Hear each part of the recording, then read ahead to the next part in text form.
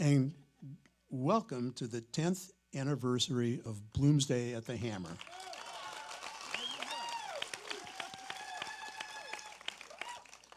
As most of you probably know, we're gathered here to celebrate Bloomsday, named after Leopold Bloom, the hero of James Joyce's Ulysses. The novel takes place on one day, June 16, 1904, and the anniversary of this date is celebrated around the world. We are proud to be part of this wonderful tradition. Joyce was a believer in numerology. So tonight, to honor that belief and our 10th anniversary, we will read the 10th chapter of Ulysses, The Wandering Rocks. This comes dead center in the middle of the novel. In Homer's Odyssey, Circe warns Odysseus that rocks that move around in the ocean, she describes them as drifters with boiling surf. Odysseus manages to avoid the rocks. In the Wandering Rocks chapter of Ulysses, the movement is of Dublin's citizens who are going about their daily business. The action takes place all over Dublin.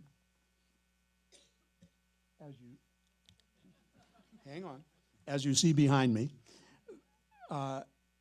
from 3 p.m. to 4 p.m. on that June 16th. There are 19 sections in the chapter. They should all be up there on the screen. And we have slides that describe the section number, the locale, and the characters. Joyce wrote The Wandering Rocks in 1919 in Zurich. His friend Frank Budgeon, in a memoir about those days spent with Joyce, says that Joyce wrote The Wandering Rocks with a map of Dublin before him on which were traced in red ink the paths of the characters. He calculated to a minute the time necessary for his characters to cover a given distance of the city. Before I talk about the sections, a few of the sections, there is an important matter regarding narrative style. Joyce has strewn interpolations or intrusions throughout this chapter. Most intrusions describe action that's happening at the same time as the main narrative, but in another part of town. But there are a few intrusions that relate to action in the past or in the future. If you're reading a print copy of Ulysses, you're basically on your own. The interpolations are not in italics or in any other significant way. But for tonight's reading, we're making it easy for you. All interpolations will be read by our resident interpolationist, James Gallo. He'll be standing right here.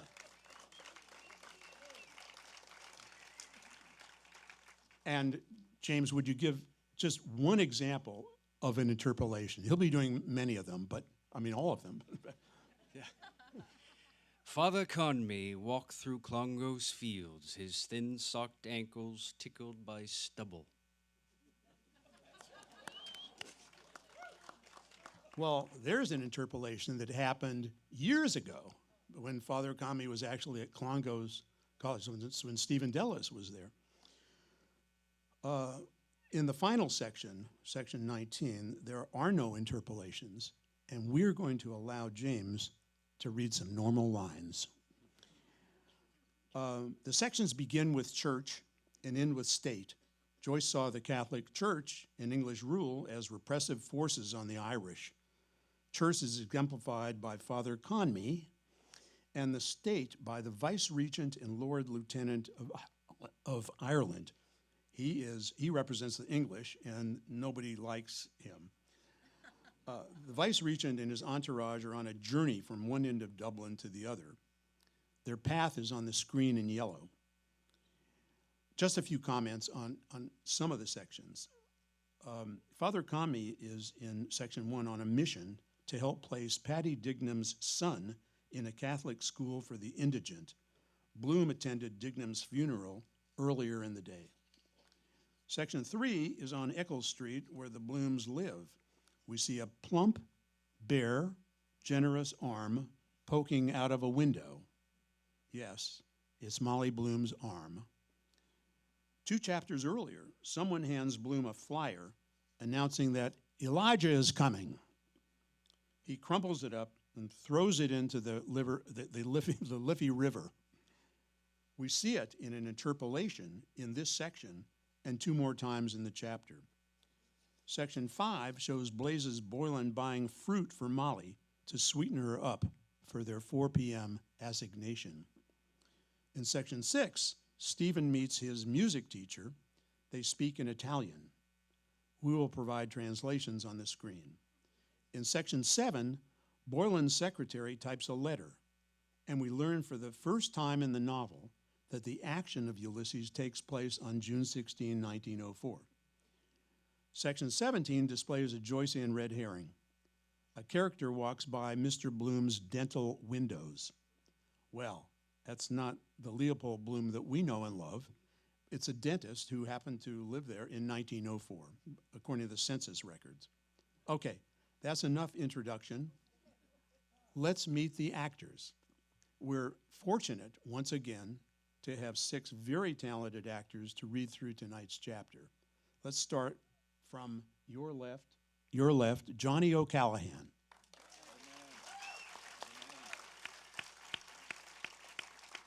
John Lee.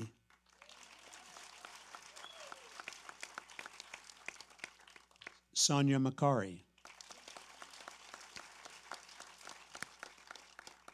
James Lancaster. Sile Bermingham. And you've already met our interpolationist, James Gallo. And now we present The Wandering Rocks.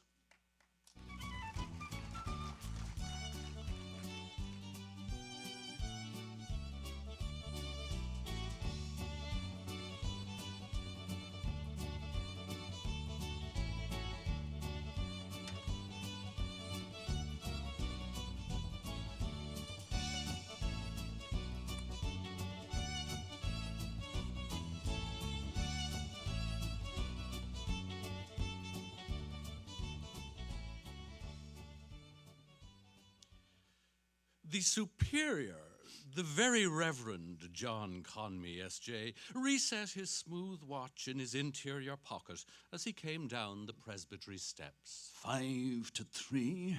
Just nice time to walk to Artane. What was that boy's name again? Dignam. Yes. Very dignum et justum est. Brother Swan was the person to see.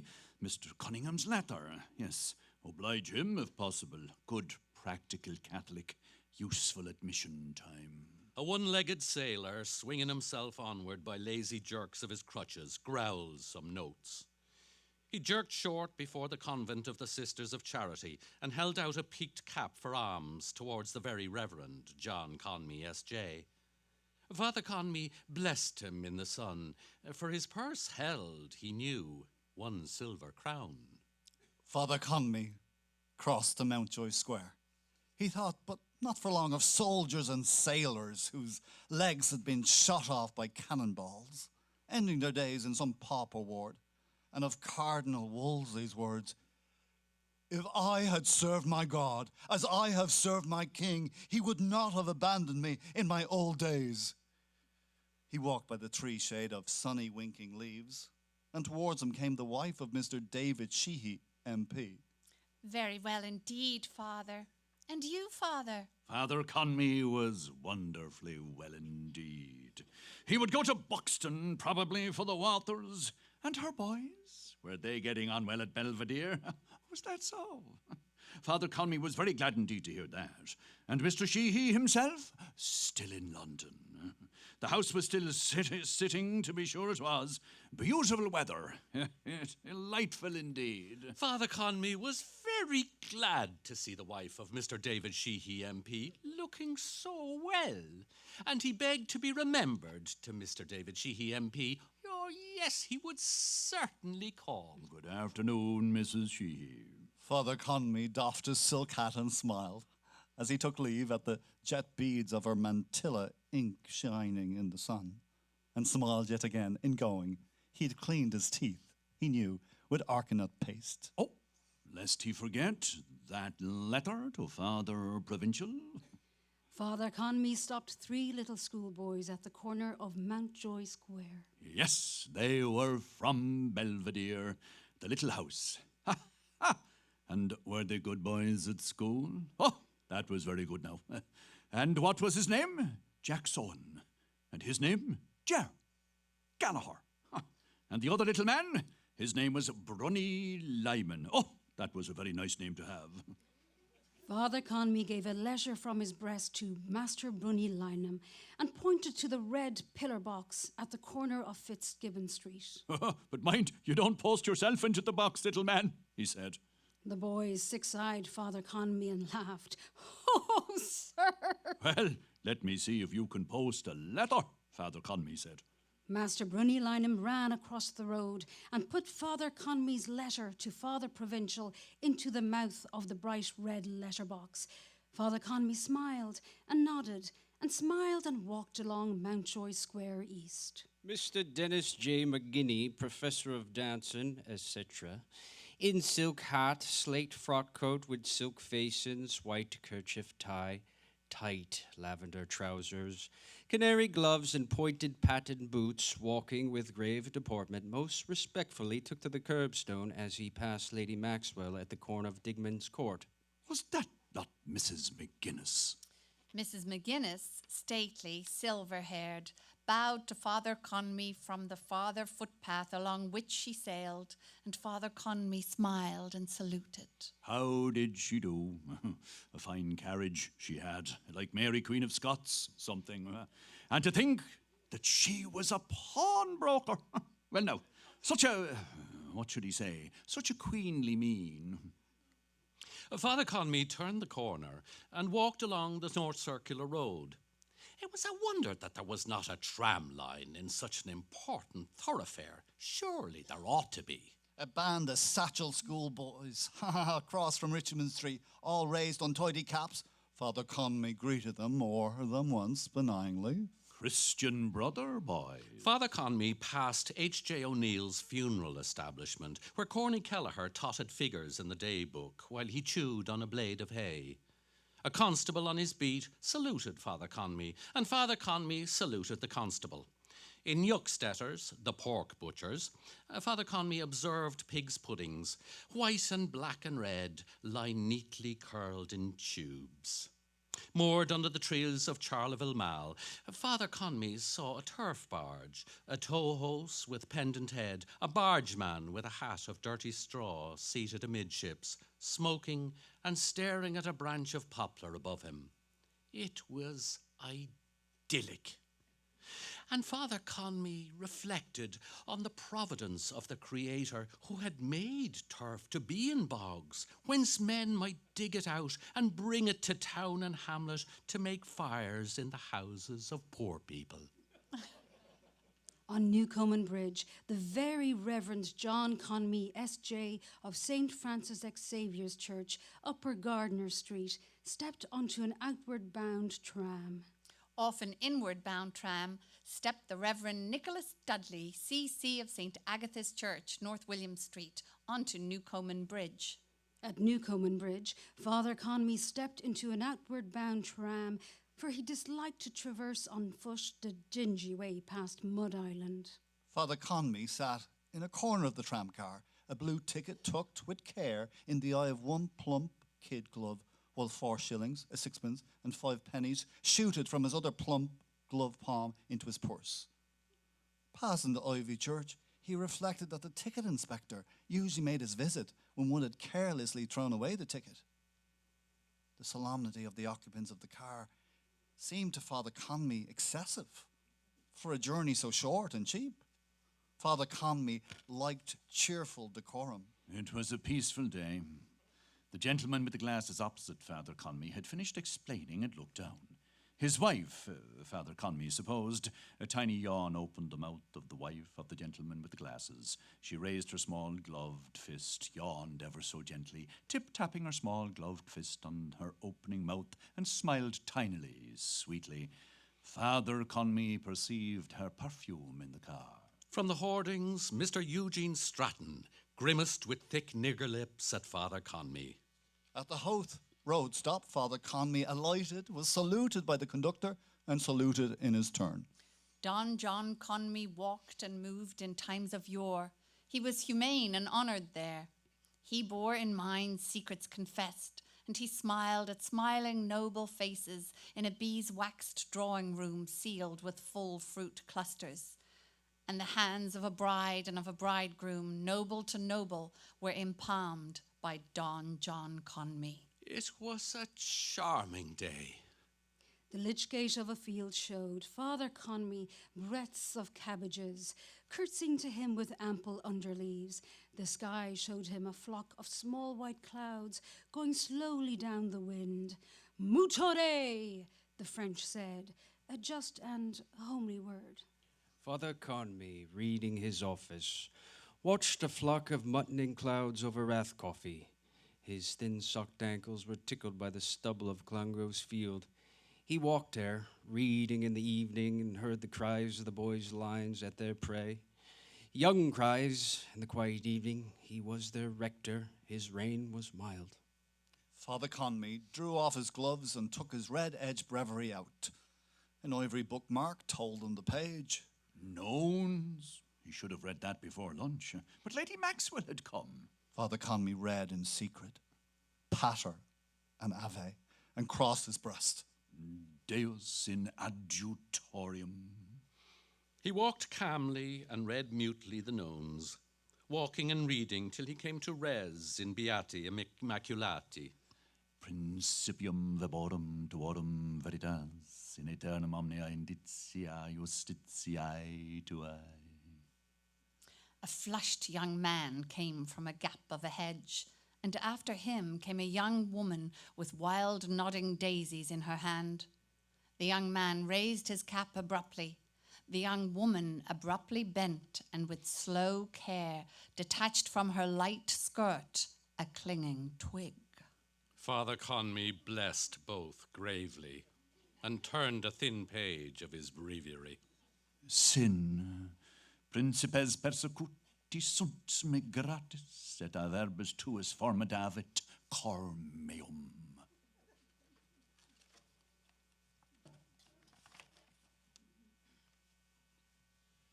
Carney Kelleher closed his long day book and glanced with his drooping eye at a pine coffin lid sentried in a corner. He pulled himself erect, went to it, and spinning it on its axle, viewed its shape and brass furnishings. Chewing his blade of hay, he laid the coffin lid by and came to the doorway. There he tilted his hat brim to give shade to his eyes and leaned against the doorcase, looking idly out. Father Conmee stepped into the Dollymount tram on New Common Bridge.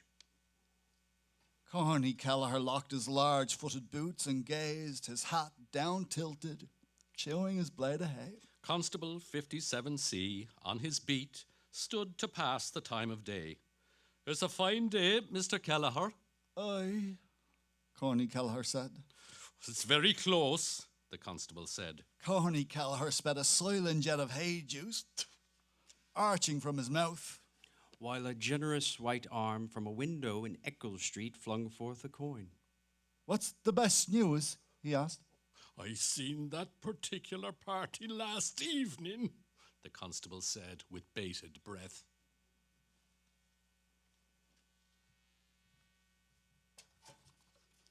A one-legged sailor crutched himself round McConnell's corner, skirting Rabbiotti's ice cream car, and jerked himself up Eccles Street. Towards Larry O'Rourke, in shirt sleeves in his doorway, he growled unamiably. For England! He swung himself violently forward, past Katie and Boody Dedalus, halted and growled. Home and beauty. J.J. O'Malloy's white careworn face was told that Mr. Lambert was in that warehouse with a visitor. A stout lady stopped, took a copper coin from her purse and dropped it into the cap held out to her. The sailor grumbled thanks, glanced sourly at the unheeding windows, sank his head and swung himself forward 4 strides. He halted and growled angrily, For England! 2 barefoot urchins, sucking long licorice laces, halted near him, gaping at his stump with their yellow slobbered mouths. He swung himself forward in vigorous jerks, halted, lifted his head towards a window, and bayed deeply. Home and beauty. The gay, sweet chirping, whistling within, went on a bar or two seized. The blind of the window was drawn aside. A card unfurnished apartment slipped from the sash and fell. A plump, bare, generous arm shone, was seen, held forth from a white petticoat bodice and taut shift straps. A woman's hand flung forth a coin over the area railings. It fell on the path. One of the urchins rang to it, picked it up, and dropped it into the minstrel's cap, saying, "There, sir."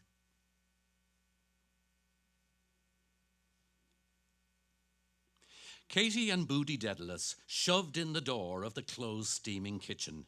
Did you put in the books? Booty asked. Maggie at the range rammed down a greyish mass beneath bubbling suds, twice with her potstick, and wiped her brow. They wouldn't give anything on them, she said. Father Conmee walked through Clongo's fields, his thin-socked ankles tickled by stubble. Where did you try? Booty asked. McGinnis's. Booty stamped her foot and threw her satchel on the table. Bad cess to her big face, she cried. Katie went to the range and peered with squinting eyes. What's in the pot? She asked. Shirts, Maggie said. Booty cried angrily. Crikey! Is there nothing for us to eat? Katie, lifting the kettle lid in a pad off her stained skirt, asked, And what's in this? A heavy fume gushed in answer. Pea soup, Maggie said. Where did you get it? Katie asked. Sister Mary Patrick. The Maggie lackey said. rang his bell. Barang! Booty sat down at the table and said hungrily, Give us here. Maggie poured yellow, thick soup from the kettle into a bowl. Katie, sitting opposite Booty, said quietly, as her fingertip lifted to her mouth random crumbs. A good job we have that much. Where's Dilly? Gone to meet father, Maggie said. Booty, breaking big chunks of bread into the yellow soup, added, Our Father who art not in heaven. Maggie, pouring yellow soup in Katie's bowl, exclaimed, Booty, for shame. A skiff. A crumpled throwaway. Elijah is coming. Rode lightly down the Liffey, under Loop Line Bridge, shooting the rapids where the water chafed around the bridge piers, sailing eastward past hulls and anchor chains between the Custom House Old Dock and George's Quay. The blonde girl in Thornton's bedded the wicker basket with rustling fibre. Blazes Boylan handed her the bottle swathed in pink tissue paper and a small jar. Put these in first, will you? He said. Yes, sir, the blonde girl said. And the fruit on top? That'll do, game ball, Blazes, Boylan said. She bestowed fat pears neatly, head by tail, and among them ripe, shamefaced peaches. Blazes Boylan walked here and there in new tan shoes about the fruit-smelling shop, lifting fruits, young, juicy, crinkled, and plump red tomatoes, sniffling smells. H. E. L. Why? Apostrophe S. Filed before him, tall white-hatted past Tangier Lane, plodding towards their goal. He turned suddenly from a chip of strawberries, drew a gold watch from his fob, and held it at its chain's length. Can you send them by tram now? A dark-backed figure under Merchant's Arch scanned books on the hawker's cart. Certainly, sir. Is it in the city? Oh, yes, Blazes Boylan said. 10 minutes. The blonde girl handed him a docket and pencil. Will you write the address, sir? Blazes Boylan at the counter wrote and pushed the docket to her. Send it at once, will you? He said. It's for an invalid. Oh, yes, sir. I will, sir. Blazes Boylan rattled merry money in his trousers pocket. What's the damage? He asked. The blonde girl's slim fingers reckoned the fruits. Blazes Boylan looked into the cut of her blouse. A young pullet. He took a red carnation from the tall stem glass. This for me, he asked gallantly. The blonde girl glanced sideways at him, got up regardless, with his tie a bit crooked, blushing. Yes, sir, she said. Bending archly, she reckoned again fat pears and blushing peaches. Blazes Boylan looked in her blouse with more favour. The stalk of the red flower between his smiling teeth. May I say a word to your telephone, missy? He asked roguishly.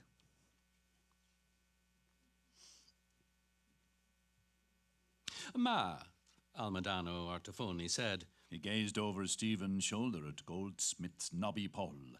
2 carfuls of tourists passed slowly, their women sitting for, gripping the handrests. Pale faces. Men's arms frankly round their stunted forms. They looked from Trinity to the blind columned porch of the Bank of Ireland where pigeons cooed.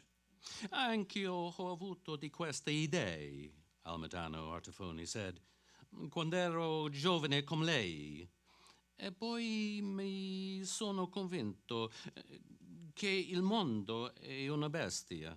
È peccato, perché la sua voce sarebbe un cespite derendita via.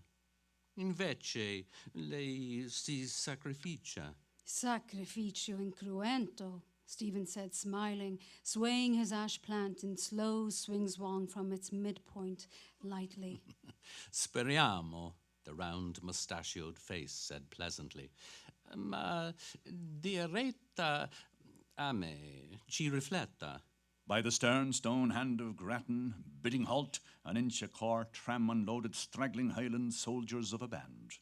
Ci rifletterò, Stephen said, glancing down the solid trouser leg. Ma sul serio, eh? Alma Dino Artifoni said. His heavy hand took Stephen's firmly. Human eyes. They gazed curiously an instant and turned quickly towards a Dalkey tram. Eccolo, Alma Dino Artifoni said in friendly haste.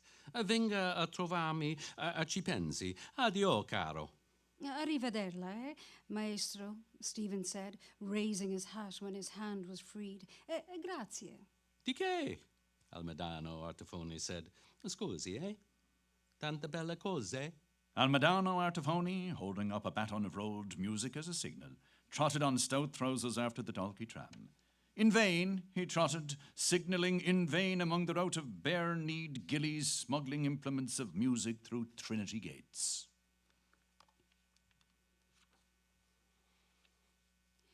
Miss Dunn hid the Capel Street Library copy of The Woman in White far back in her drawer and rolled a sheet of gaudy notepaper into her typewriter. Too much mystery business in it.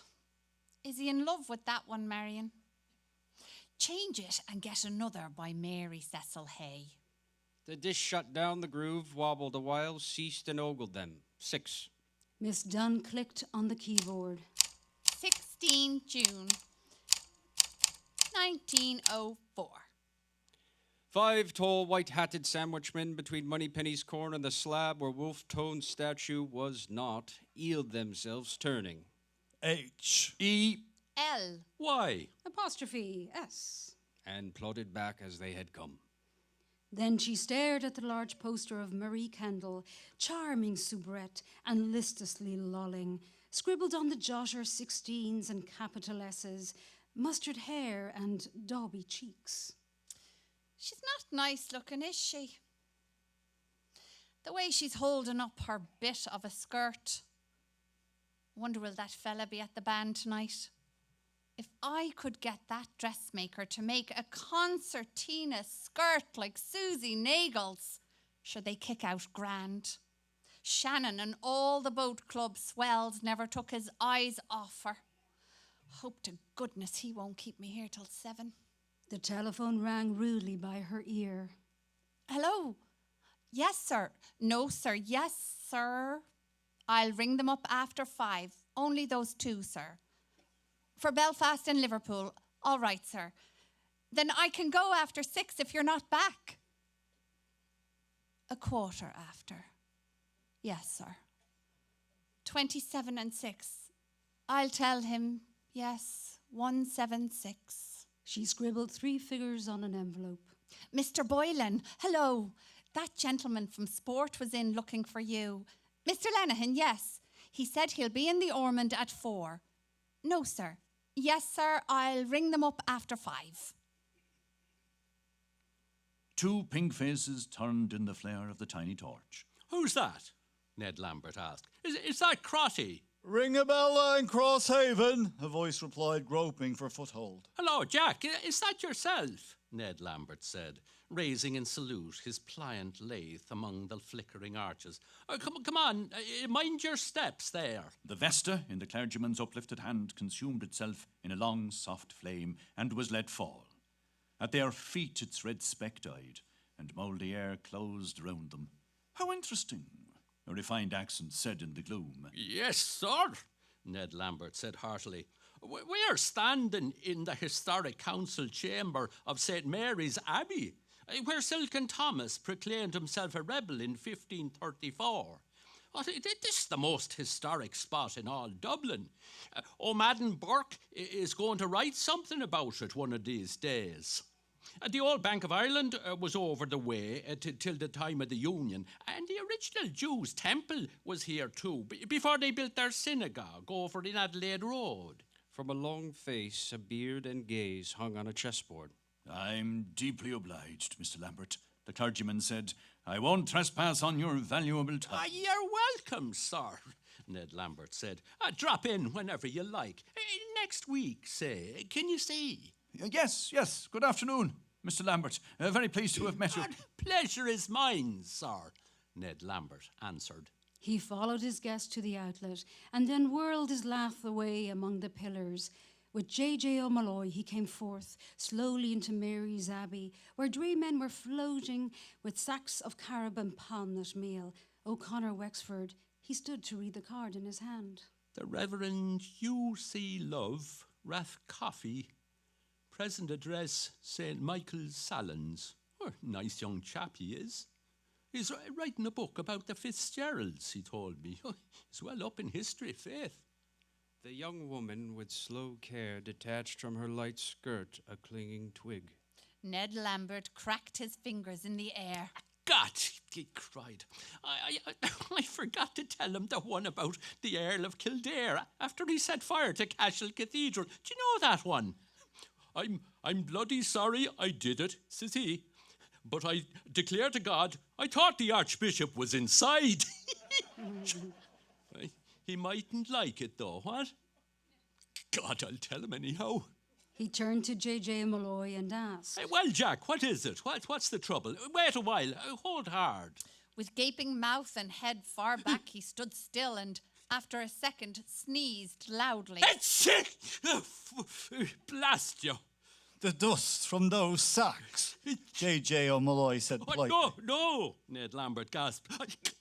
I caught a cold night before. Oh, blast your soul. The night before last. God, there was a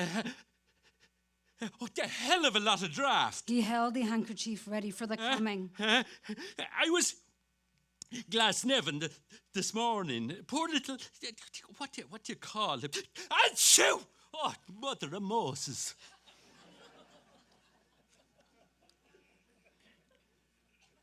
Tom Rochford took the top disc from the pile he clasped against his claret waistcoat. Do you see? He said. Look, say at turn 6. In here, see. Turn now on.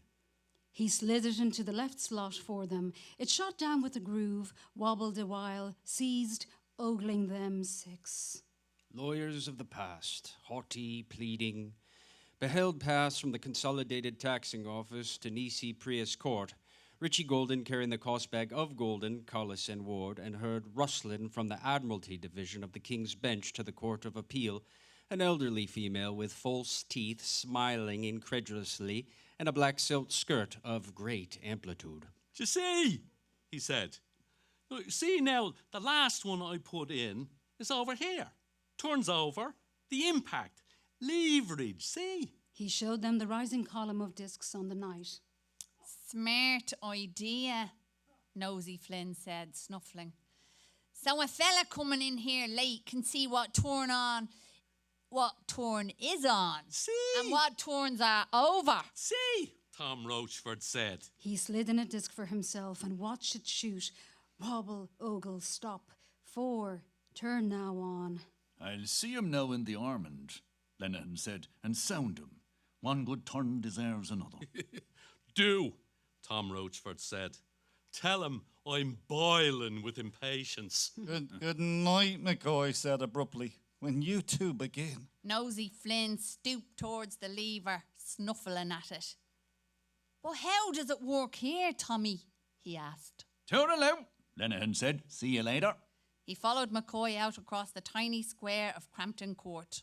He's a hero, he said simply. I know, McCoy said. The drain, you mean? Drain, Lenehan said. It was down a manhole.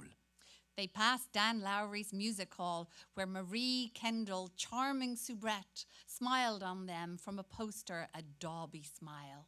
Going down the path of Sycamore Street, beside the Empire Music Hall, Lenehan showed McCoy how the whole thing was. One of those manholes like a bloody gas pipe, and there was the poor devil stuck down in it, half choked with sewer gas. Down went Tom Roach for Danny Howe, Bucky's vest and all, with the rope around him. And be damned, but he got the rope round the poor devil, and the two were hauled up. The act of a hero. The gates of the drive opened wide to give egress to the vice-regal cavalcade. They went up the steps and under Merchant's Arch. A dark-backed figure scanned books on the hawker's cart. There he is, Lenehan said. I wonder what he's buying, McCoy said, glancing behind. Leopoldo or the bloom is on the rye, Lenehan said. He's dead nuts on sales, McCoy said. I was with him one day, and he bought a book from an L1 in Liffey Street for £2. There were fine plates in it, worth double the money. The stars and the moon and the comets with long tails. Astronomy it was about. Lenehan laughed. I tell you a damn good one about comets' tails, he said. Come over in the sun. They crossed to the metal bridge and went along Wellington Quay by the river wall. Master Patrick Aloysius Digman came out of Mangan's, late Ferrenbox, carrying 1.5 pounds of pork steaks. There was a long spread out at Glencree Reformatory, Lenehan said eagerly. The annual dinner, you know, boiled sherd of hare. The Lord Mayor was there, Val Dillon it was, and Sir Charles Cameron, and Dan Dawson spoke, and there was music. Bartel Darcy sang, and Benjamin Dollard. I know, McCoy broke in. My missus sang there once. Did she? Lenehan said. A card, unfurnished apartments, reappeared on the window sash of number 7 Eccles Street. He checked his tail a moment, but broke out in a wheezy laugh. But wait till I tell you, he said. Delahunt of Camden Street had the catering, and yours truly was the chief bottle washer. Bloom and the wife were there. Lashons of stuff we put up, port, wine and sherry and curacao, to which we did ample justice. Fast and furious 'twas. After liquids came solids, cold joints galore and mince pie. I know, McCoy said. The year the missus was there. Lenehan linked his arm warmly. Oh, wait till I tell ya, he said. We had a midnight lunch too after all the jollification, and when we sallied forth, it was blue o'clock in the morning after the night before. Coming home, it was a gorgeous winter's night on the Featherbed Mountain. Bloom and Chris Callanan were on one side of the car, and I was with the wife on the other. We started singing glees and duets, lo, the early beam of morning.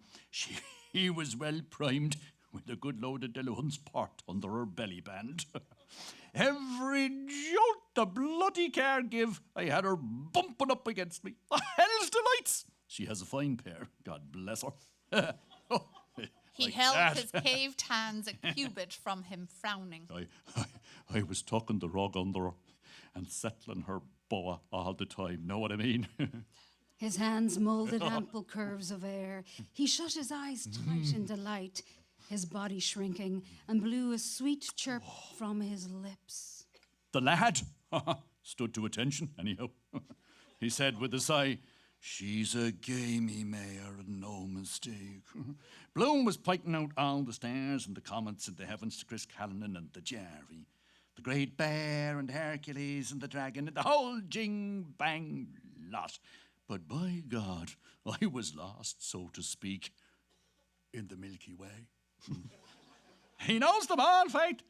At last, she spotted a weeny wishy one miles away. And what star is that, Poldy? Says she. By God, she had Bloom cornered. That one, is it?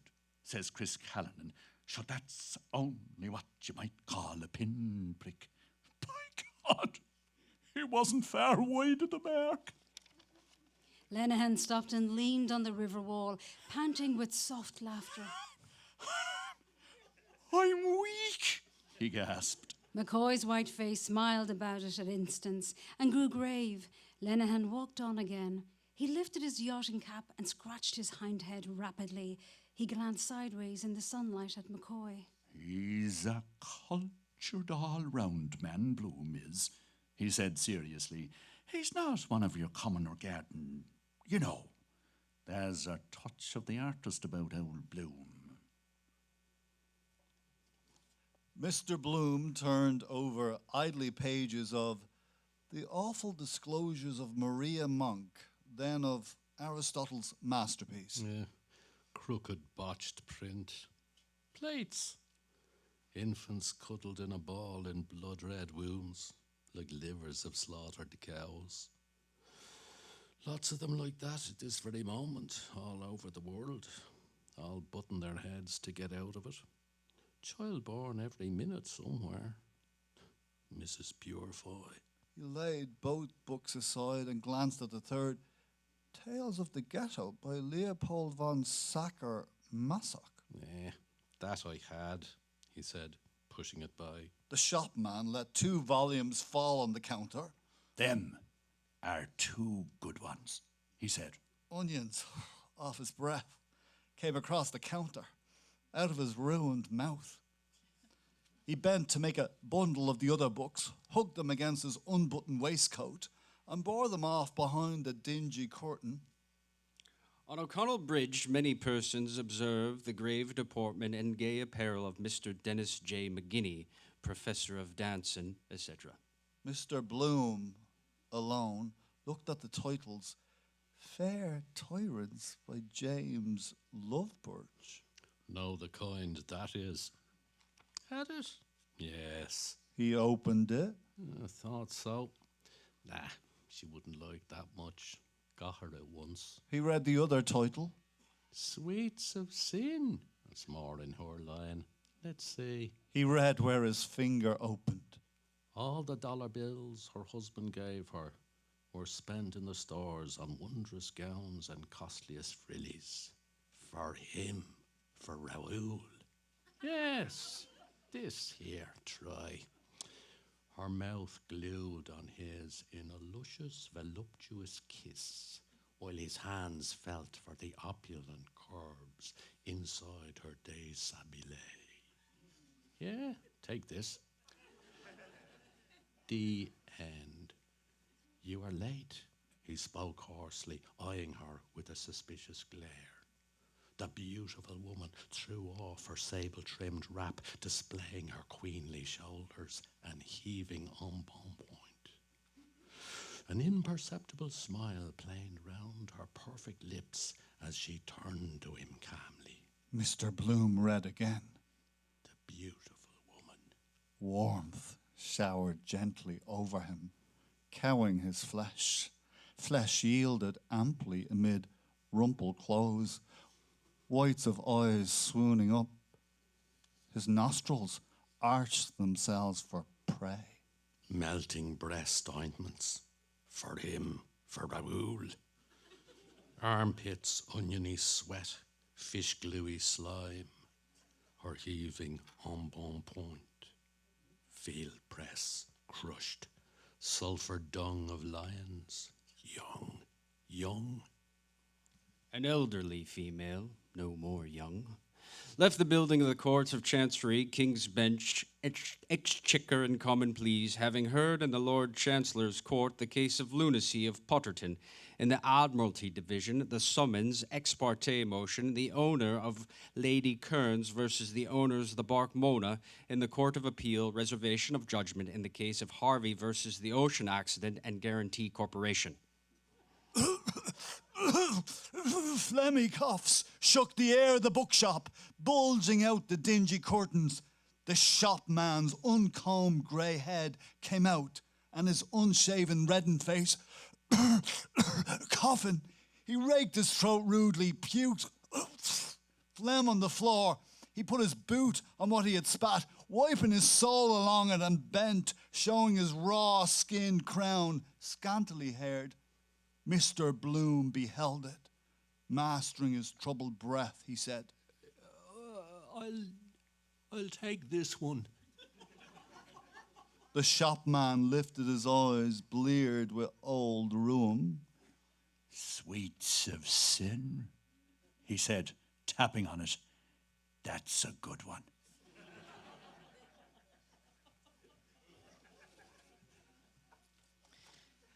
The lackey by the door of Dillons' auction rooms shook his handbell twice again and viewed himself in the chalked mirror of the cabinet. Dilly Dedalus, loitering by the curbstone, heard the beats of the bell, the cries of the auctioneer within. 4 and 9, those lovely curtains. 5 shillings, cosy curtains, selling new at 2 guineas. Any advance on 5 shillings? Going for 5 shillings. The lackey lifted his handbell and shook it. Barang! Bang of the last lap bell spurred the half-mile wheelmen to their sprint. J.A. Jackson, W.E. Wiley, A. Monroe, and H.T. Gahan, their stretched-necked wagon, negotiated the curve by the college library. Mr. Dedalus, tugging a long moustache, came round from Williams's row. He halted near his daughter.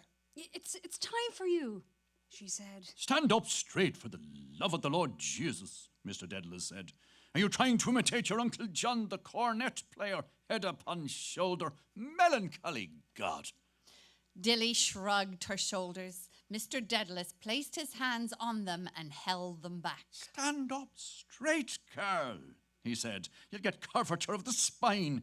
Do you know what you look like? He let his head sink suddenly down and forward, hunching his shoulders and dropping his underjaw. Give it up, Father, Dilly said. All the people are looking at you. Mr. Dedalus drew himself upright and tugged again at his moustache. Did you get any money? Dilly said. Where would I get money? Mr. Daedalus said. There is no one in Dublin would lend me 4pence. You got some, Dilly said, looking in his eyes. How do you know that? Mr. Daedalus asked, his tongue in his cheek. Mr. Kernan, pleased with the order he had booked, walked boldly along James's Street. I know you did, Dilly answered. Were you in the Scotch house now? I was not then, Mr. Daedalus said, smiling. Was it the little nuns taught you to be so saucy? Here. He handed her a shilling. See if you can do anything with that. I he suppose you got 5, Dilly said. Give me more than that. said. Wait a while, Mr. Daedalus said threateningly. You're like the rest of them, are you? An insolent pack of little bitches since your poor mother died. But wait a while. You'll all get a short shrift and a long day from me. Low blackguardism. I'm going to get rid of you. Wouldn't care if I was stretched out stiff. He's dead. The man upstairs is dead. He left her and walked on. Dilly followed quickly and pulled his coat. Well, what is it? He said, stopping. The lackey rang his bell behind their backs. Bang! Curse your bloody blatant soul, Mr. Dedalus cried, turning on him. The lackey, aware of comment, shook the lolling clapper of his bell, but feebly. Bang. Mr. Dedalus stared at him. Watch him, he said. It's instructive.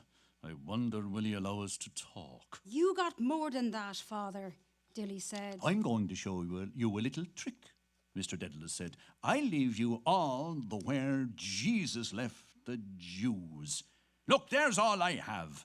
I got 2 shillings from Jack Power and I spent 2pence for a shave for the funeral. He drew forth a handful of copper coins nervously. Can't you look for some more money somewhere? Dilly said. Mr. Dedalus thought and nodded. I will, he said gravely. I looked all along the gutter in O'Connell Street. I'll try this one now. You're very funny, Dilly said, grinning. Here, Mr. Daedalus said, handing her 2 pennies. Get a glass of milk for yourself and a bun or something. I'll be home shortly. He put the other coins in his pocket and started to walk on. The vice-regal cavalcade passed, greeted by obsequious policemen out of Park Gate. I'm sure you have another shilling. The lackey band loudly. Mr. Dedalus, amid the din, walked off, murmuring to himself with a pursing, mincing mouth, gently. The little nuns. Nice little things. Sure, they wouldn't do anything. Sure, they wouldn't really. Is it little sister Monica? From the sundial towards James's gate walked Mr. Kernan, pleased with the order he had booked for Pulbrook Robertson, boldly along James's Street, past Shackleton's offices. Got round him all right. How do you do, Mr. Crimmins? First rate, sir. Just keeping alive. Lovely weather we're having. Yes, indeed. Good for the country. I'll just take a thimbleful of your best gin, Mr. Crimmins. Small gin, yes, sir. I smiled at him. Saw him looking at my frock coat. Dress does it. Nothing like a dressy appearance. Bowls them over. Hello, Simon, Father Cowley said. How are things? Hello, Bob, old man, Mr. Daedalus answered, stopping. Mr. Kernan halted and preened himself before the sloping mirror of Peter Kennedy, hairdresser. Stylish coat, beyond a doubt. Scott of Dawson Street. Well worth the half sovereign I gave Neary for it. Never built under 3 guineas. Fits me down to the ground. Oh, some Kildare Street club toff had it properly. John Mulligan, the manager of the Hibernian Bank, gave me a very sharp eye yesterday on Carlisle Bridge, as if he remembered me. Must dress the character for those fellows. Knight of the road, gentleman. Now, Mr. Crimmins, may we have the honour of your custom again, sir? The cup that cheers, but not inebriates, as the old saying has it. North Wall in Sir John Rogerson's quay with holes and anchor chains, sailing westward, sailed by a skiff, a crumpled throwaway, rocked on the ferry wash. Elijah is coming. Ahem. Hot spirit of juniper juice warmed his vitals and his breath. Good drop of gin that was. His frock tails winked in bright sunshine to his fat strut. Down there, Emmet was hanged, drawn and quartered. Greasy black rope. Dogs licking the blood off the street where the Lord Lieutenant's wife drove by in her noddy. Bad times those were. Well, over and done with. Let me see. Is he buried in St. Mickens? Oh, no. There was a midnight burial in Glasnevin. Corpse brought in through a secret door in the wall. Dignam is there now. Went out in a puff. Well. Better turn down here, make a detour. Dennis Breen, with his tomes, weary of having waited an hour in John Henry Menton's office, led his wife over O'Connell Bridge, bound for the office of Messrs. Collis and Ward. Mr. Kernan approached Island Street. Damn good gin that was. A cavalcade in easy trot along Pembroke Quay passed, outriders leaping in their saddles, frock coats, cream sunshades. Mr. Kernan hurried forward, blowing pursily. His Excellency. Too bad. Just missed that by a hair. Damn it. What a pity.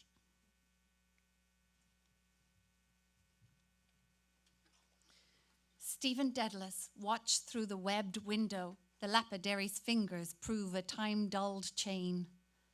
Dust webbed the window and the show trays. Dust darkened the toiling fingers with their vulture nails. Dust slept on dull coils of bronze and silver, lozenges of cinnabar on rubies, leprous and wine-dark stones.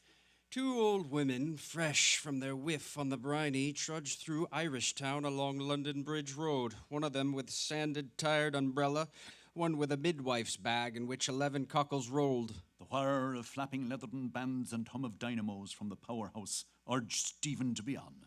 Beingless beings, stop. Throb always without you and the throb always within. Your heart you sing of, I between them. Where? Between 2 roaring worlds where they swirl. I shatter them, one and both, but stun myself too in the blow. Shatter me you who can. Baud and butcher with the words. I say not yet a while. A look around. Stephen went down Bedford Road, the handle of the ash clacking against his shoulder blade. In Clause's window, a faded 1860 print of Heenan boxing Sayers held his eye.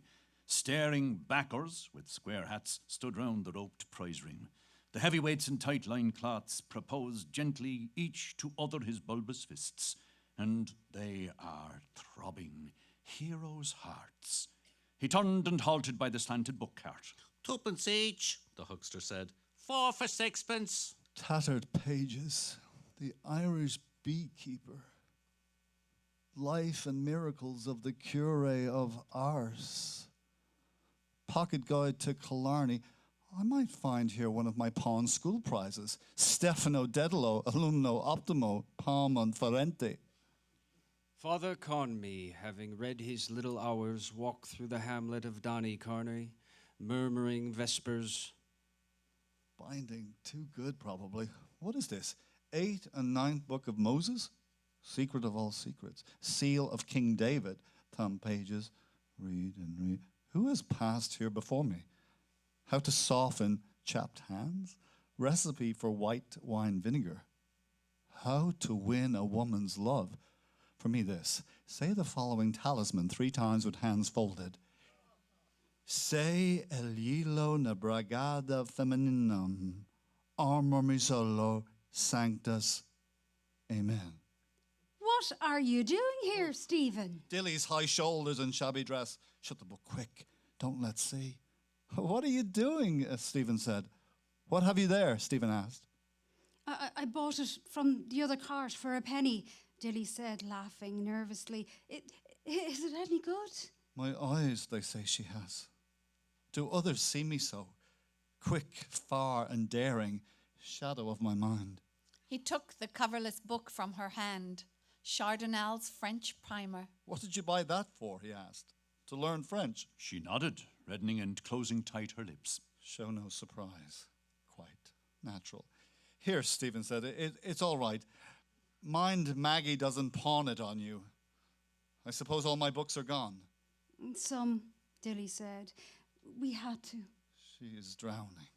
Agenbite, save her. Agenbite, all against us. She will drown me with her eyes and hair. Lank coils of seaweed, hair around me. My heart, my soul, salt green death. We, Agenbite of Inwit, Inwit's Agenbite, misery, misery. Hello, Simon. Father Cowley said, how are things? Hello, Bob, old man, Mr. Dedalus answered, stopping. They clasped hands loudly outside Reddy and Daughters. Father Cowley brushed his moustache off and downward with a scooping hand. What's the best news? Mr. Dedalus said. Why, then, not much, Father Cowley said. I'm barricaded up, Simon, with 2 men prowling around the house trying to effect an entrance. Jolly, Mr. Dedalus said. Who is it? Oh, Father Cowley said, a certain gone-bean man of our acquaintance. With a broken back, is it? Mr. Dedalus asked. The same, Simon, Father Cowley answered. Reuben of that ilk. I'm just waiting for Ben Dollard. He's going to say a word to Long John to get him to take those 2 men off. All I want is a little time. He looked with vague hope up and down the quay, big apple bulging in his neck. I know, Mr. Dedalus said, nodding. Poor old Buckety Ben, he's always doing a good turn for someone. Hold hard! He put on his glasses and gazed towards the metal bridge an instant. Oh, there he is, by God, he said. Arse and pockets.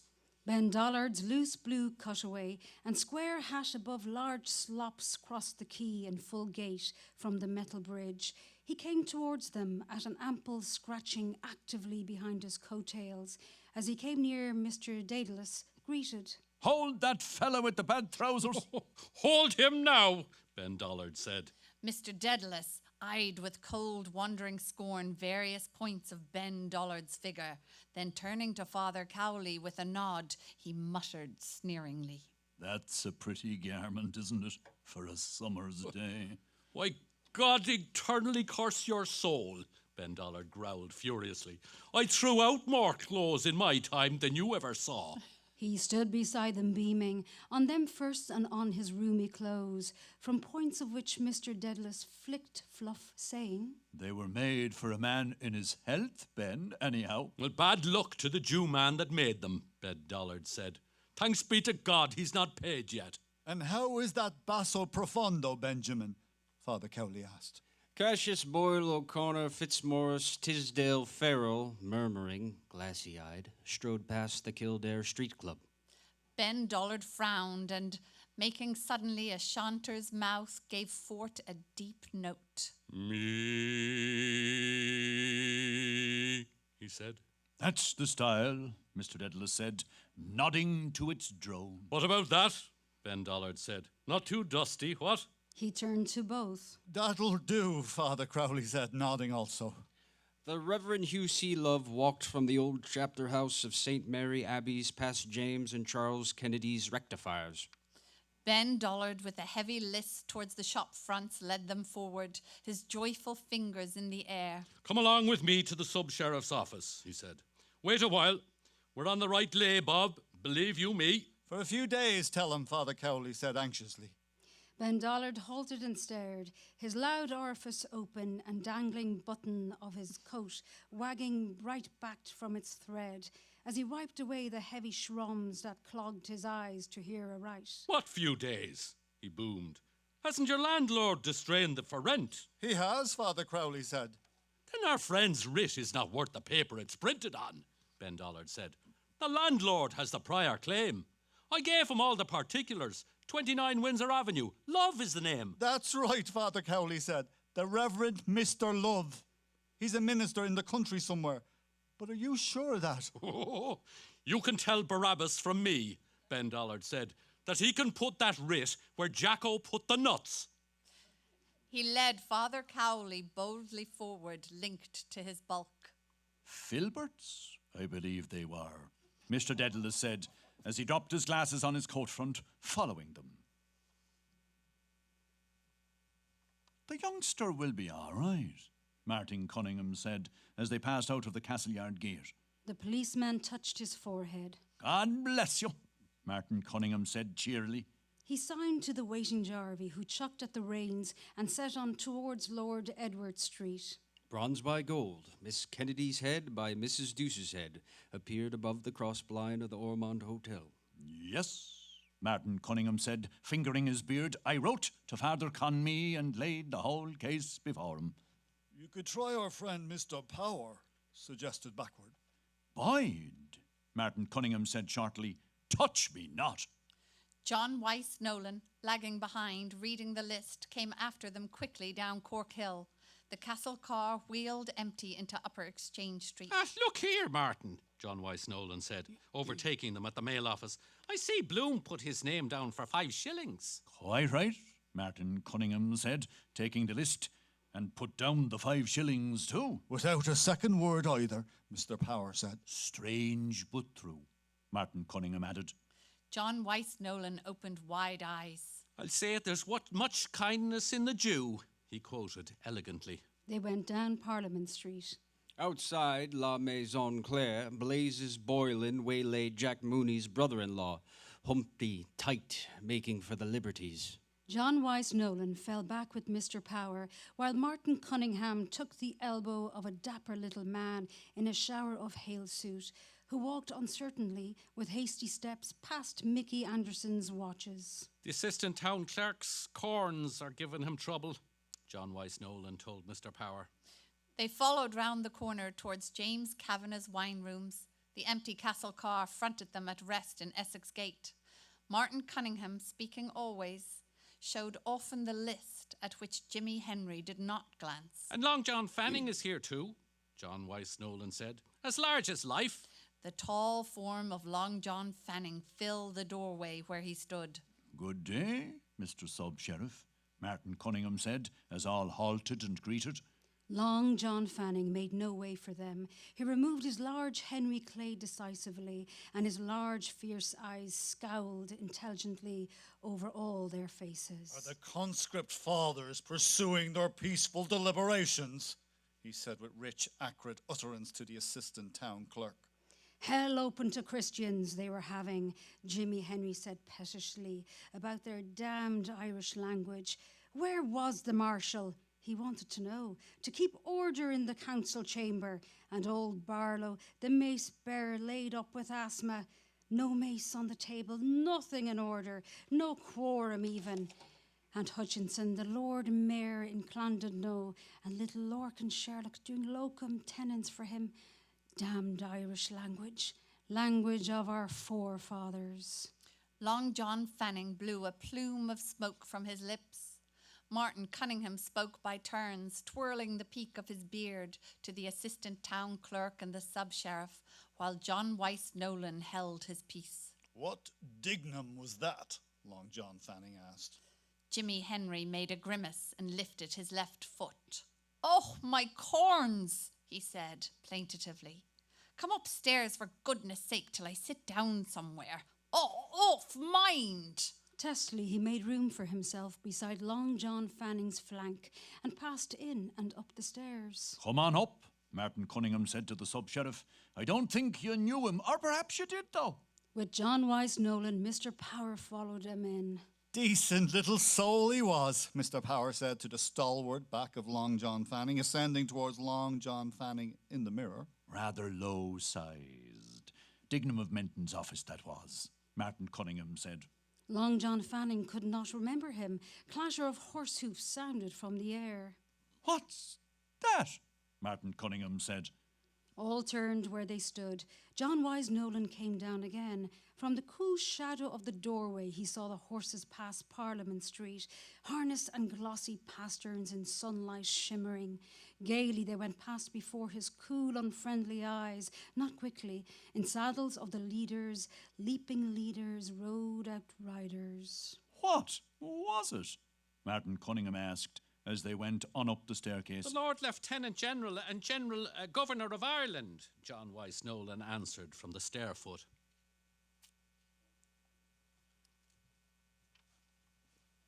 As they trod across the thick carpet, Buck Mulligan whispered behind his Panama to Haynes. Parnell's brother, there, in the corner. They chose a small table near the window, opposite a long-faced man whose beard and gaze hung intently down on a chessboard. Is that he? Haynes asked, twisting around in his seat. Yes, Mulligan said. That's John Howard, his brother, our city marshal. John Howard Parnell translated a white bishop quietly, and his grey claw went up again to his forehead, whereat it rested. An instant after, under its screen, his eyes looked quickly, ghost bright, at his foe, and fell once more upon a working corner. I'll take a mélange, Haynes said to the waitress. 2 melanges, Buck Mulligan said, and bring us some scones and butter and some cakes as well. When she had gone, he said, laughing, We call it DBC because they have damn bad cakes. Oh, but you missed Dedalus on Hamlet. Haynes opened his new-bought book. Oh, I'm sorry, he said. Shakespeare is the happy hunting ground of all minds that have lost their balance. The one-legged sailor growled at the area of 14 Nelson Street. England expects. Buck Mulligan's primrose waistcoat shook gaily to his laughter. You should see him, he said, when his body loses its balance. Wandering Angus, I call him. I'm sure he has an Ede fees, Haynes said, pinching his chin thoughtfully with thumb and forefinger. Now I'm speculating what it would likely to be. Such persons always have. Buck Mulligan bent across the table gravely. They drove his wits astray, he said, by visions of hell. He will never capture the Attic note, the note of Swinburne of all poets, the white death and the ruddy birth. That is his tragedy. He can never be a poet. The joy of creation. Oh, eternal punishment, Haynes said, nodding curtly. I see. I tackled him this morning on belief. There was something on his mind, I saw. Buck Mulligan's watchful eyes saw the waitress come. He helped her to unload her tray. Haynes sank 2 lumps of sugar deftly longwise through the whipped cream. Buck Mulligan slit a steaming scone in 2 and plastered butter over its smoking pit. He bit off a soft piece hungrily. 10 years, he said, chewing and laughing. He's going to write something in 10 years. Seems a long way off, Haynes said, thoughtfully lifting his spoon.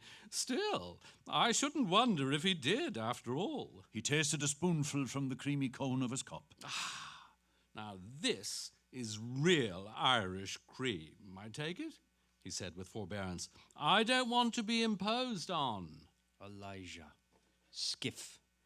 Light crumpled throwaway, sailed eastward by flanks of ships and trawlers, amid an archipelago of corks beyond New Wapping Street, past Benson's Ferry, and by the three-masted schooner Rose Vian with Bridgewater with bricks.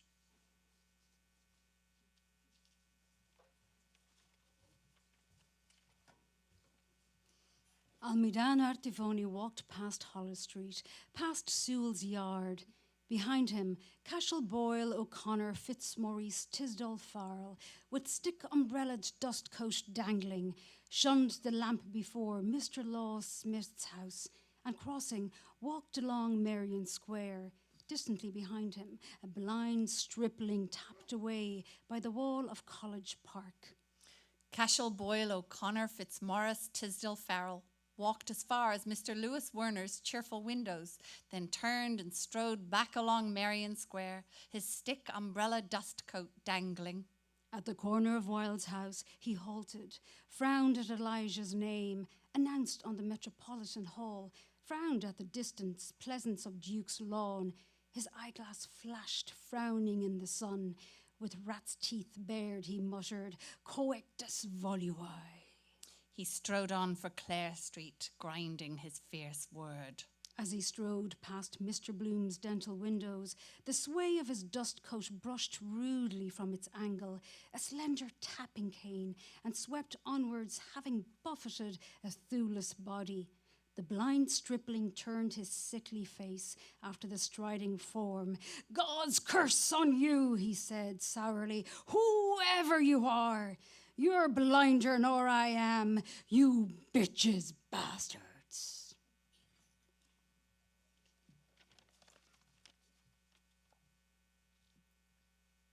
Opposite Ruggie O'Donoghue's, Master Patrick Aloysius Dignam, pawing the pound and a half of Mangan's, late Farrenbach's, pork steaks he had been sent for, went along warm Wicklow Street, dawdling. It was too bloomin' dull, sitting in the parlour with Mrs. Storr and Mrs. Quigley and Mrs. McDowell and the blind down, and they all at their sniffles and sippin' sups of the superior tawny sherry Uncle Barney brought from Tunney's, and they eatin' crumbs of the cottage fruit cake, jawin' the whole bloomin' time and sighing.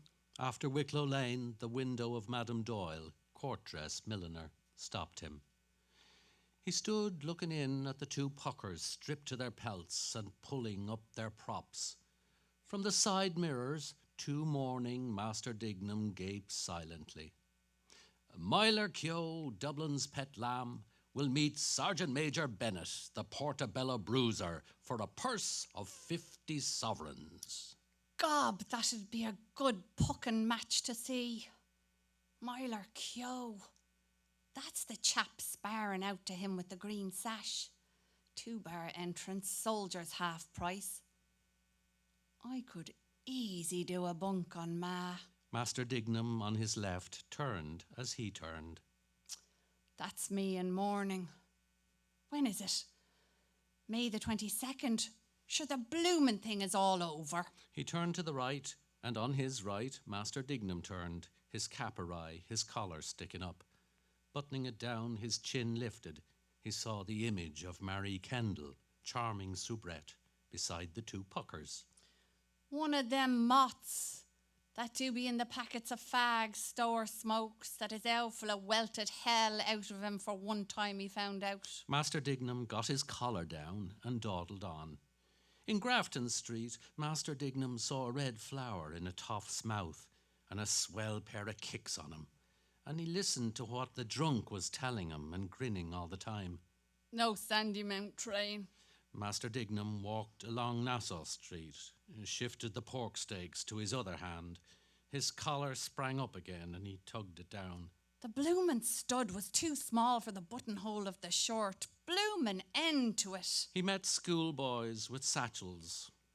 I'm not going tomorrow either. Stay away till Monday. He met other schoolboys. Do they notice I'm in mourning? Uncle Barney said he'd get it into the paper tonight.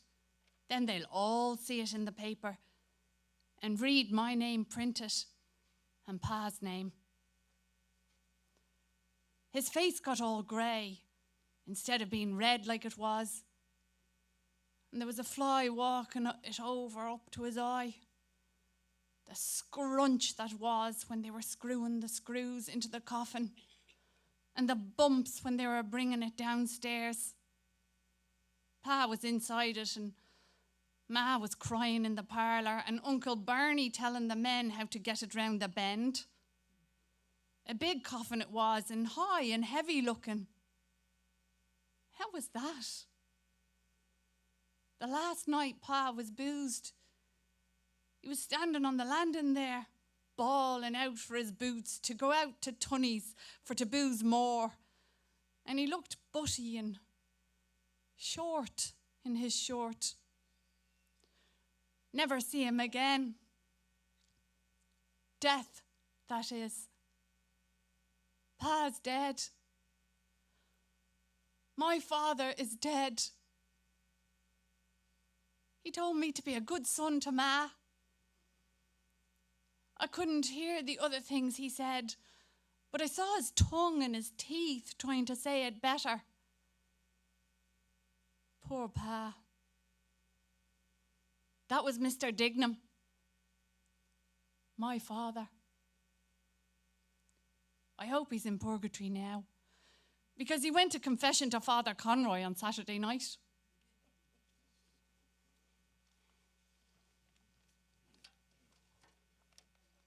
William Humble, Earl of Dudley and Lady Dudley, accompanied by Lieutenant Colonel Heseltine, drove out after luncheon from the Vice-Regal Lodge. In the following carriage were the Honourable Mrs. Paget, Mr. Corsi, and the Honourable Gerald Ward, ADC, in attendance. The cavalcade passed out by the lower gate of Phoenix Park, saluted by obsequious policemen, and proceeded past Kingsbridge along the northern quays. The Viceroy was most cordially greeted on his way through the Metropolitan. At Bloody Bridge, Mr. Thomas Kernan, beyond the river, greeted him vainly from afar. Between Queen's and Whitworth bridges, Lord Dudley's vice-regal carriages passed and were unsaluted by Mr. Dudley White, B.L., M.A., who stood on Erin Quay outside Mrs. M.E. White's, the pawnbroker's, at the corner of Erin Street West, stroking his nose with his forefinger, undecided whether he should arrive at Fitzborough more quickly by a triple change of tram, or by hailing a car, or on foot through Smithfield, Constitution Hill, and Broadstone Terminus. In the porch of Forecourts, Richie Goulding, with the cost bag of Goulding, Collis and Ward, saw him with surprise pass Richmond Bridge at the doorstep of the office of Reuben J. Dodd, solicitor, agent for the Patriotic Insurance Company. An elderly female about to enter changed her plan and, retracing her steps, by King's window, smiled credulously on the representative of His Majesty. From its sluice in Wood Quay wall under Tom Devon's office, Puddle River hung out in fealty a tongue of liquid sewage. Above the cross blind of the Ormond Hotel, Gold by bronze, Miss Kennedy's head, by Miss Douce's head. watched and admired. On Ormond Quay, Mr. Simon Dedalus, steering his way from the greenhouse for the sub-sheriff's office, stood still in mid-street and brought his hat low. His Excellency graciously returned Mr. Dedalus' greeting. From Cuthill's corner, the Reverend Hugh C. Love, M.A., made obeisance unperceived, mindful of the Lord Deputies whose hands benignant had held of yore rich advocations. On Grattan Bridge, Lenehan and Mackay, taking leave of each other, watched the carriages go by. Passing by Roger Green's office and Dollard's big red printing house, Gertie McDowell, carrying the Catesby Cork lino letters for her father who was laid up, knew by the style it was the Lord and Lady Lieutenant, but she couldn't see what Her Excellency had on because the tram and Spring's big yellow furniture van had to stop in front of her on account of its being the Lord Lieutenant. Beyond Lundy Foots, from the shaded door of Kavanagh's wine rooms, John Wyse Nolan smiled with unseen coldness towards the Lord Lieutenant General and General Governor of Ireland. The Right Honourable William Humble, Earl of Dudley, GCVO, past Mickey Anderson's all-times ticking watches, and Henry and James's wax, smart-suited, fresh-cheeked models, the gentleman Henry Dernier Cree James. Over against Dame Gate, Tom Rochford and Nosey Flynn watched the approach of the cavalcade. And Tom Drochford, seeing the eyes of Lady Dudley fixed on him, took his thumbs quickly out of the pockets of his claret waistcoat and doffed his cap to her. A charming soubrette, great Marie Kendall, with dauby cheeks and lifted skirt, smiled daubily from her poster upon William Humble, Earl of Dudley, and upon Lieutenant Colonel H.G. Heseltine, and also upon the Honourable Gerald Ward, A.D.C. From the window of the DBC, Buck Mulligan gaily and Haynes gravely gazed down on the viceregal equipage over the shoulders of eager guests whose massive forms darkened the chessboard wherein John Howard Purnell looked intently. In Founds Street, Dilly Dedalus, straining her sight upward from Chardonnel's first French primer, saw sunshades spanned and wheel spokes spinning in the glare. John Henry Menton, filling the doorway of commercial buildings, stared from wine-big oyster eyes, holding a fat gold hunter watch, not looked at in his fat left hand, not feeling it. Where the foreleg of King Billy's horse pawed the air, Mrs. Breen plucked her hastening husband back from under the hoofs of the outriders. She shouted in his ear the tidings. Understanding, he shifted his tomes to his left breast and saluted the second carriage. The Honourable Gerald Ward, ADC, agreeably surprised, made haste to reply. At Ponsby's corner, a jaded white flagon H halted, and 4 tall-hatted white flagons halted behind him, ELY''S, while outriders pranced past and carriages. Opposite Pigot's music warerooms, Mr. Dennis J. McGinney, professor of dancing, etc., gaily apparelled, gravely walked out past by a viceroy and unobserved. By the provost wall came jauntily Blazes Boylan, stepping in tan shoes and socks with sky blue clocks to the refrain of "My girl's a Yorkshire girl." Blazes Boylan presented to the leaders sky blue frontlets and high action, a sky blue tie, a wide brimmed straw hat at a rakish angle, and a suit of indigo serge. His hands in his jacket pockets, forgot to salute, but he offered to the 3 ladies the bold admiration of his eyes and the red flower between his lips. As they drove along Nassau Street, His Excellency drew the attention of his bowing consort to the programme of music which was being discoursed in College Park. Unseen brazen Highland laddies blared and drum-thumped after the cortege. But though she's a factory lass and wears no fancy clothes, ba-boom! Yet I've a sort of a Yorkshire relish for my little Yorkshire rose. Ba-boom! Thither of the wall, the quarter-mile flat handicaptors MC Green, H Shrift, T M Patey, C Scaife, J B Jeffs, G N Morphy, F Stevenson, C Adderley, and W C Huggard started in pursuit. Striding past Finn's Hotel, Cashel Boyle O'Connor, Fitzmaurice Tisdall Farrell stared through a fierce eyeglass across the carriages at the head of Mr. M.E. Solomons in the window of the Austro-Hungarian Vice-Consulate. Deep in Leinster Street by Trinity's postern, a loyal king's man, Hornblower, touched his tally-ho cap. As the glossy horses pranced by Marion Square, Master Patrick Aloysius Dignam, waiting, saw salutes been given to the gent with the topper, and raised also his new black cap with fingers greased by pork steak paper. His collar too sprang up. The Viceroy, on his way to inaugurate the Myras Bazaar in aid of funds for Mercer's Hospital, drove with his following towards Lower Mount Street. He passed a blind stripling opposite Broadbent's. In Lower Mount Street, a pedestrian in a brown Macintosh, eating dry bread, passed swiftly and unscathed across the Viceroy's path. At the Royal Canal Bridge, from his hoarding, Mr. Eugene Stratton, his blub lips a-grin, bade all comers welcome to Pembroke Township.